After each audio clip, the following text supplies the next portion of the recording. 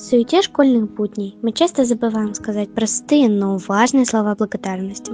Ведь рядом с нами есть те люди, которым мы благодарны. 8 класс принимает участие в челлендже «Золотое сердце».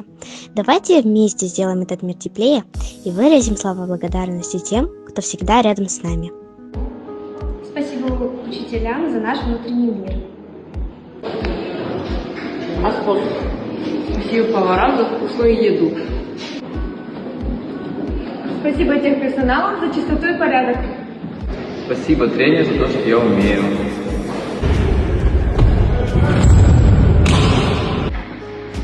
Спасибо моей подруге, что понимает меня. Недавно мы Желана, я благодарю вас за ваше терпение, заботу и вдохновение.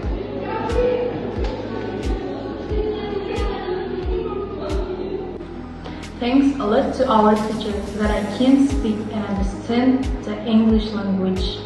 Мұғалімге қымбатульханна рахмет. Қазақша менен түсінем, жатырмын. Спасибо Таисе Александровне за мудрость, труд и терпение.